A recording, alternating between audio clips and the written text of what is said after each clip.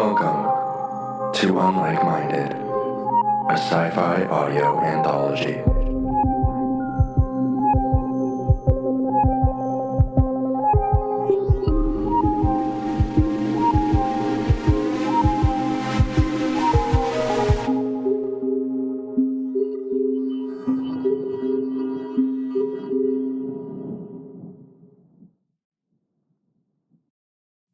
A Monster Within by Robbie Hyne.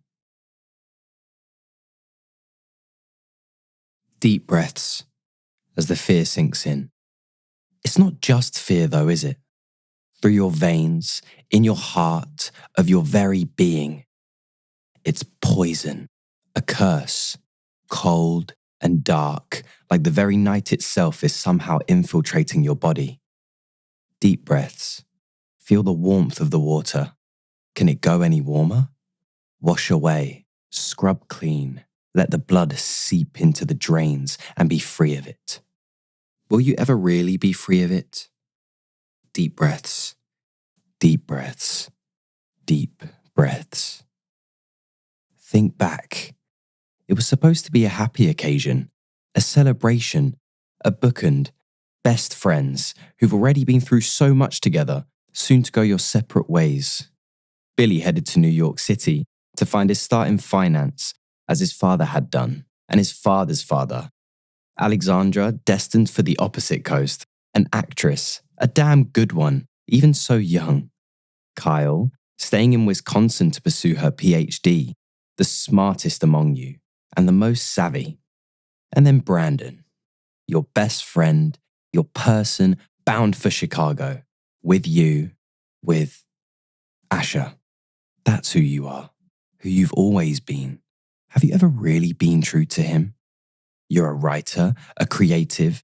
You build worlds out of Legos in your parents' basement, wrote short stories in your favorite moleskin journal, studied the craft over the last 4 years, over the course of your whole life, really. What does that all add up to now? Is this where your story ends? It was supposed to be just the beginning. Deep breaths. Think back. The beginning. You arrived at the cabin on Thursday. Your great-grandfather's cabin. Beautiful, off the beaten path, overgrown in its years of solitude, in a type of way that inspires awe and wonder, at least in you, even at first sight, musing on what secrets and stories the place held, not the history so much as the world that weaved its way through the cracks and crevices, over the endlessly expanding webs within the markings laced across the cabin's worn wood. The markings, scratches, deep cuts. Should you have known? Should you have turned back? Right then, right there. But you didn't. The sun set that evening, and you and your friends settled in. Billy and Alexandra cooked dinner. No, Billy and Kyle. Alexandra and Brandon helped you tidy the place up to make it livable. You settled on the living room floor to eat, play games, reminisce about how you met, your first year as friends, the parties, shared classes, hours and hours in the library. Your favorite conference room there, reserved every Thursday night, though those nights were rarely used to get any real work done. You toasted to that conference room, which your friends had nicknamed Laurel for the colour of the walls. As you all clinked your glasses, you heard it. That howl in the night, carried in echoes with the wind. You laughed, then took turns howling yourselves, taking it as the forest's way of honouring Laurel with you, rather than what it was, a warning. Friday came and went quickly. You spent the morning on the patio listening to Kyle play her guitar, the afternoon taking pictures, listening to music, lounging around, reminiscing even more. Then you took shrooms and waited peacefully for the sunset. And what a stunning sunset it was. Reds and pinks and yellows dancing in the sky, streaks of light leaking down through the trees, painting the forest floor in a soft glow that seemed almost to move with a cool breeze overtaking the woods. A breeze that urged you forward through the trees and across the foliage and over the fallen branches to a clearing some ways away. How far had you walked? In what direction? Those answers escaped you, yet there you sat, unconcerned, content, resolute, until the brush, something moving. Behind you, you stood, rounding on the sound. The crack of twigs to your left, you rounded again. Another sound, elsewhere. Another, and another, and another, until you were so dizzy you thought you might vomit. Then the world went quiet. Too quiet. You were grateful for the respite, or you would have been.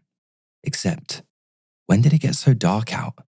Quiet and dark. Quiet enough to hear a soft, guttural growl. Dark enough to see deep yellow eyes shining right at you, inching closer, closer, closer still. You fell and crawled backwards to the edge of the clearing. No, to the wall of the cabin. How? That's when it happened. At once, the dense forest ahead of you parted for something to bound through, toward you, in front of you, on top of you. You okay? It was Brandon's soft voice. It was him who saved you. You looked past him into the woods. His haunting yellow eyes had vanished. You felt safe, even though you weren't. Safe and lost momentarily in different eyes. In Brandon's eyes. In their world. Shades of hazel, flecks of green gold. How had you never noticed that before? Brandon didn't look away. He looked right back at you. Was he studying your eyes too? Was he, in that moment, as lost in you as you in him? You should have asked. You could have, right then, right there, before reality set back in, and the cabin returned to its sense of calm. That night, a fire was lit, stories were told, stars were gazed, everything as it should be. Yet all that while, you couldn't shake the sinking feeling. Those eyes were out there, watching, waiting, biding time. Deep breaths as the horror takes hold, or something else altogether. Its grip tightens, suffocating you from the inside out. Deep breaths, one step at a time. Dry off, start fresh. Is that even possible? Get dressed, look in the mirror and see yourself, really see yourself, or what's left of you. Deep breaths, deep breaths, deep breaths.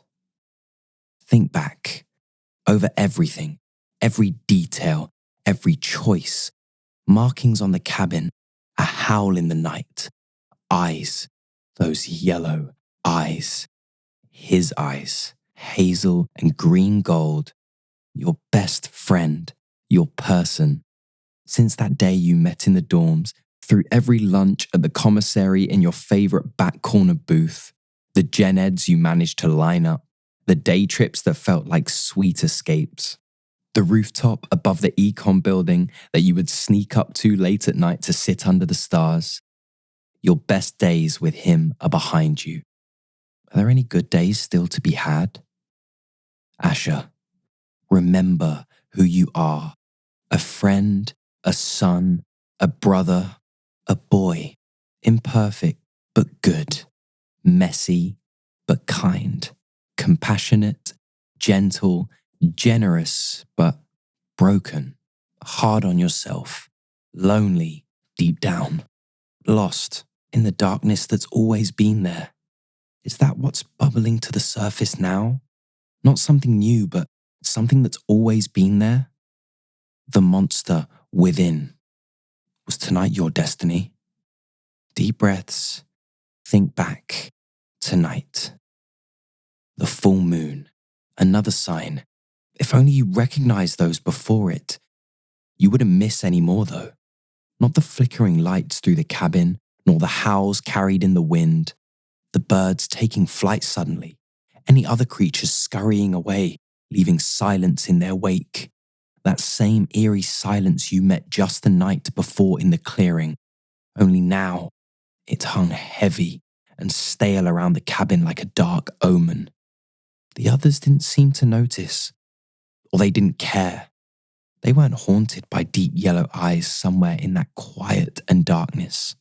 All they could see was their friend losing his grip. Billy told you you were acting crazy.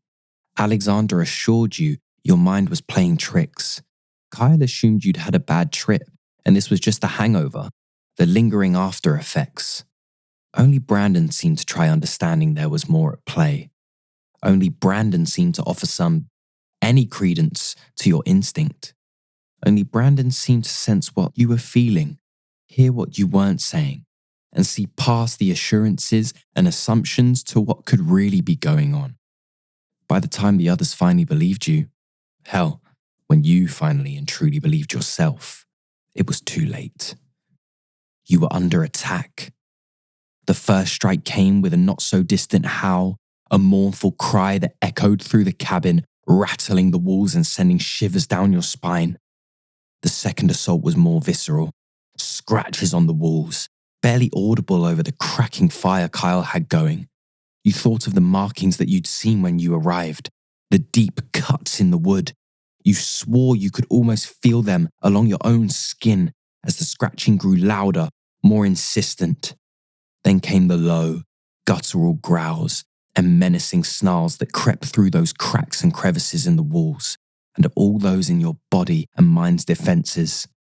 They reverberated along those endlessly expanding spiderwebs that steel-laced the cabin and echoed likewise in your head like an ominous harp.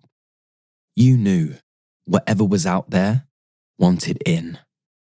It was the final onslaught that shattered any semblance of safety and hope that remained. In the cabin, of course, but also within you. With a deafening crash, the front door splintered on its hinges. Each strike thereafter rumbled through the cabin, joining the harp's song, a haunting drumbeat of impending doom. The door groaned in protest.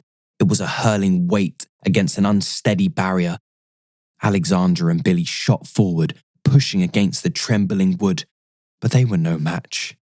Cracks spiderwebbed across the door's surface, and the splinters flew like shrapnel in a moonlit haze. And finally, after all this time, in the breach forming in the door, your friend saw them too. Those deep, yellow eyes. You helped Brandon push the couch against the door, what was left of it at least. Kyle layered that with whatever she could find. A futile effort, but what else could you have done? Moonlight poured in through the widening breach. You can still hear Billy's screams in your head as he tried desperately to scare the creature off, as if it was simply a bear. Kyle grabbed a poker next to the fireplace, Alexandra backed towards the kitchen, and Brandon seemed to instinctually step between you and the door. And then it all stopped, at once. A quiet no one trusted. They knew better now. It was Brandon who inched toward the door. Through his bravery, you could hear his bated breath, his heartbeat, and the world seemed to slow, your focus shifting, everything else fading away, everything but him, Brandon. Until, at once, with an ear-splitting shatter, you were pulled back through the window behind you. You landed hard on the ground outside, all air stolen from you so that you couldn't even scream. You hoped beyond hope the others were coming to your rescue. You writhed and twisted on the ground. You wanted desperately to open your eyes, to hear anything but the ringing in your ears, to find the strength to get up, any strength to breathe again, any bravery at all. All that happened next was a blur. You managed to sit up and turn yourself to the woods, searching for the creature, and finding only those deep yellow eyes raising up through the darkness as if the creature were expanding, or at least standing on hind legs. 7 or 8 or 9 feet tall. You crept backward again, aching every muscle in the process, your body stung with 1,000 tiny cuts from the window shards. Then, before you knew it, thick, wet saliva drooled down your face and body. Warm breath fogged your glasses. A dreadful snarl replaced the ringing in your ears. It was a werewolf. That's what was on top of you. Its yellow eyes met yours as it lifted you from the ground, pushed you back against the cabin wall. Higher in its grip, you met the creature's true height, your feet dangling below you. Then its maw seemed to come unhinged. You screamed as sharp pain ran through your body, up your arm, through your chest, everywhere, all at once. You knew you were about to be torn apart. Until bright, blinding light, the rev of an engine, your truck ploughing into the beast from the side, launching it into the night and dropping you to the ground. The blinding lights flickered. The engine seemed to die, and through your blurred vision, you saw one very clear thing. Brandon got out of the truck and moved right to you. "Stay with me," you heard him say. That's when you felt it. The spark of his touch, like lightning keeping you conscious. He cupped your face, wiping away the mix of blood, sweat, tears and saliva. What he said next, you can't remember, but he moved off, presumably to join Kyle in making sure the creature was dead.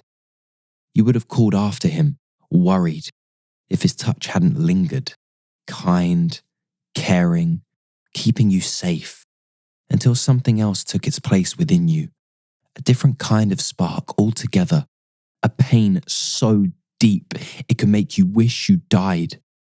You knew, right then, right there, you knew before you even checked. Along your left forearm was a deep gash, tinged of black, almost cauterized at the edges so that very little blood seeped from within it. The beast might have been dead, but it left its mark. On you, in you, of you. And as the moon ascended its throne to the highest point in the ink-black sky, in that moment, ever so briefly, your sight washed over with the slightest moon yellow tint. Deep breaths. As the despair washes over you, you'll never be free of it. There is no fresh start. Lock yourself away. Let them run. Accept isolation. Deep breaths. There is no going back. This is your home now. This cabin, these woods, perhaps they will whisper your story for the rest of time. Take it with the wind. Is there freedom in that? Deep breaths, deep breaths, deep breaths. Think back. Search those last few hours for moments you can hold on to. Sift through the fractured glimpses. Find something, anything that can stay with you. It's him, his eyes, his touch, the electricity that coursed through you, that brought clarity and safety, even just for a moment. Let that linger as he moves on, as they all do, to Madison, New York, LA, Chicago, a life beyond this place, this cabin, these woods, without you, without you, without Asher. That's who you must remain, as much as possible, as long as possible. Even those pieces you try to hide deep down, let them bubble to the surface now. Let them overtake you and be free until there's no freedom left. Be who you are, true to yourself until none of you remains. Live in these moments with them, with him, whatever you can find, until there aren't any moments left. Deep breaths. Think back. What's left? You hid the wound from the others, still hoping, maybe naively, it would heal and go away. A scar, one of many from this night, like all those others before it. You buried the creature away from the cabin. Kyle found the shovel, you found the place, the clearing from the night before. A kindness, you thought, because even in that moment, you couldn't help but wonder who was the beast before. You helped Brandon carry the body, as Billy did his best to fix the truck. The creature was light, you thought. But Brandon seemed to struggle where you didn't. You pretended to need brakes, but you think he saw through the lies, noticing something was different, just as it dawned on you. This strength was new, and coming from something within. You think you took turns digging the hole, though you can't quite remember. What you can remember is his eyes on you, watching, waiting, biding his time, until perhaps he would know for certain. Still, you played along. Through every dizzy spell, through the bouts of nausea, through the numbness stretching up your arm, you played along for those moments you wanted to find. You can remember his hand on the small of your back, guiding you to the cabin. In those moments, a war raged along your skin, electricity versus numbness, meeting in your chest, in your heart. You stopped, letting Alexandra continue on ahead. And that's when you turned to him, searching his eyes for any safety left. You wanted to tell him, right then, right there, but the words wouldn't come. Only shame and embarrassment, so you kept quiet. At some point, you were back in the cabin, sitting by the fire, draped in a blanket. You heard their whispers somewhere behind you. You wondered if they already knew too. Your mind raced with the fear of their reactions. Would they dread you, hate you, kill you even? Your heart raced, your body sweat, your vision blurred. What happened next? Think back, Asher. Brandon sat beside you. Did you look at him? Search his eyes? Feel his touch? No. In that moment, you rested on something else entirely. His comforting smile, ever so slight, meant to be reassuring in ways he couldn't express with words. A smile you knew pierced through his own fear, for your sake alone. That's something that will linger forever. Billy came back in from the truck. They weren't going anywhere until morning. Did you consider what that meant? Alexandra hugged you, a long hug, the kind meant to make you feel okay. Did you hold her close enough? Kyle found you towels and clean clothes. She passed them to you, and her hands lingered underneath them. Were you ready for her to let go? Brandon guided you to the bathroom. You remember each step. It felt like you were moving in slow motion. He wanted to help you. Get undressed, clean off. He was worried, not afraid. He wanted you to be safe and secure and comforted, even if he did know deep down what was coming. You said you didn't need help. You lied, for his sake. But if you really wanted to protect him, lying wasn't the answer. There was only one way. You stopped him before he could leave, told him the night wasn't over, told him to do whatever was necessary, told him to tell the others, told him when you were finished here to tie you down, lock you away and barricade the door, told him to leave as soon as they could, as soon as the sun rose, and never look back. Then you took off your sweatshirt and bore your left forearm. Tears welled in his eyes. Yours too. His lip trembled. You tried to stand resolute. He still couldn't find the words or any of his previous bravery. You could though. Finally. I love you, you said. Then you touched his chest, right over his heart, and pushed him gently out of the bathroom, taking one final look at him and shutting the door. And then the fear sunk in. The horror took hold. The despair washed over you. Breathe. Think. The end. This is the end. It has to be. You move into your bedroom and take a seat on the edge of the bed. You can't help but notice Brandon's things have been cleared from the room. And that's when you hear their whispers. An argument. Brandon crying. You almost stand to go to him, but you know better. You know you can't. Whatever their discussion, it comes to a head, and Brandon insists he be the one to enter. Are you grateful for that? You close your eyes as he does. You bow your head and let yourself sink slowly back onto the bed. There was rope in the truck, the best option they have. Brandon uses it to tie your wrist to the headboard and your ankles to the footboard. He does it ever so gently, with trepidation even. But he does it. because he knows you need him to. When he's finished, he says your name, Asher. But you turn away. As you hear his footsteps retreat, you cry softly to yourself. You hear the door shut. You hear the lock click. Then something pushed up against it, or several somethings, you presume. You wait. At some point, you open your eyes and see the moonlight filtering in through the curtains. The air grows stale and thick with tension, an ominous prelude. How long it takes to begin or continue, you don't know. Seconds, minutes, hours. All the while, any peace left within you seems to contort with agony as primal instincts, the pieces of you old and new, wrestle for control. You take to repeating your favorite things, something you'd started in the shower without really thinking about it. Only now it feels like the only way to ground yourself, to hold on to who you really are, what's left of it. August, eucalyptus, strawberries, green tea, pumpkin pie. Him.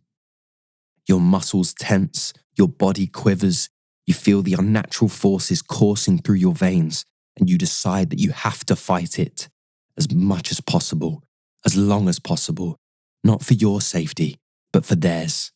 So your friends have the best chance to get away. Beads of sweat form along your brow, then down your neck, across your body, dampening your clothes, then the bed. Your skin prickles with an unfamiliar sensation, as though 1,000 tiny ants are gnawing their way out of you. It's excruciating, so much so you can't fight the scream that erupts. Your mouth quivers as the last of it escapes you, and a low, guttural growl seems to come from somewhere deep within your chest. You choke it down, then scream again, and again, and again. Another argument ensues in the living room, louder this time. You try to summon the strength to join that battle as well, through every growl and scream, begging them to leave you, run, and never come back. The joint battles, within and without, take every bit of energy you have left. Perhaps that's why you feel yourself losing strength in both. You surrender the latter, praying your friends hold true to reason and sense. Some will, but you know who won't. With each passing moment, the change within you grows more profound. Your senses heighten. Now, you can smell them too. You can almost taste their torment, worry, and fear. The cabin creaks and groans. It sounds like thunder. You can smell your own blood, even as those tiny cuts all over your body seem to heal. Then your vision starts to blur, colors melding into a monochromatic world of shadows and moonlight, with just that touch of yellow. You hear a bone crack in your leg, an intense pain. You scream with everything left of you. That's when he comes in. No, you plead. You say it again and again and again. He ignores you. Leave, you beg. He comes closer. Please, you implore. He's on the bed now. Tears well in your eyes. They feel like yours. Ashes. You scream again, and the growl erupts louder than ever, marking its territory. Look at me, Brandon says. But for the first time, you cannot. You feel slack in the rope tying your left hand down. Asher, Brandon demands, pulling your hand to rest above his heart. Stay with me. The words ring in your ears. You hear them echo in your memory of the night, back when he saved your life. Be here, Asher, he demands. Look at me. Feel me right here with you, now. And there's that electricity again, coursing through your body, giving new life to the battle raging within. You're sobbing now. You whisper his name. He chokes back his own tears. You have to go, you eke out. He refuses. And what's worse, he unties the rope on your right hand, pulling you up closer to him. I'm right where I need to be, Asher. You fall into his chest. Its warmth envelops you, and as you open your eyes, the vibrance of the world around you seems to creep back in at the fringes. You can't believe it, but you try. You hold him back, absorbing his presence. The sharp, piercing pain returns to your arm, its own shot of adrenaline sending shockwaves through your body. Brandon feels it too, somehow. He screams with you this time. You release your grip on him, reason and sense returning. It was selfish to think you could beat this, even for a second. You push him off you. You're strong. Yet somehow he fights you. And in the next moment, before you even know it, Brandon grabs your face and pulls you in. He kisses you deeply, and you kiss him back. The world slows down again, and you look right into his eyes. I love you too, he says. He pulls you in, kissing you again. Seconds, minutes, hours. You never know. Except that at some point, Kyle takes your hand in hers. Then Billy rests his on your shoulder, bracing you from the back, and you feel Alexandra untie your ankle restraints and sit with you at the foot of the bed. Deep breaths. As the calm sinks in, it's not just calm though, is it? Through your veins, in your heart, of your very being. It's love, a blessing, warm and light. Deep breaths. As the peace takes hold, or something else altogether. Its grip loosens, allowing you to breathe again. Really breathe. Deep breaths. As the hope washes over you, savor it with every inhale, every exhale. Deep breaths, deep breaths, deep breaths. This is neither the beginning nor the end, but it is a new dawn. Brandon helps you limp to the car as you try to stay off your broken leg. Billy and Alexandra collect the bags, and Kyle checks over the house to make sure you didn't leave anything behind. You'll never be back here. Billy spent most of the morning getting the truck to work. He sleeps shotgun as Alexandra drives you out of the woods. Kyle rests her eyes in the back. Brandon is in the middle, next to you, his hand resting over your left forearm.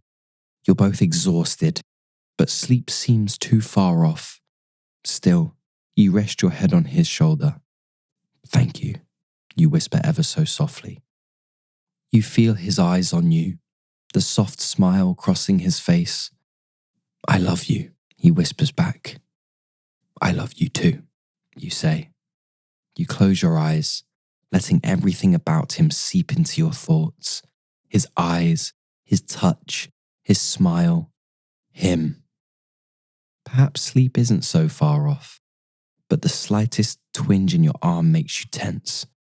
And when you open your eyes, even as the sun begins ascending its throne in the sky, in that moment, ever so briefly, your sight washes over with the slightest moon yellow tint.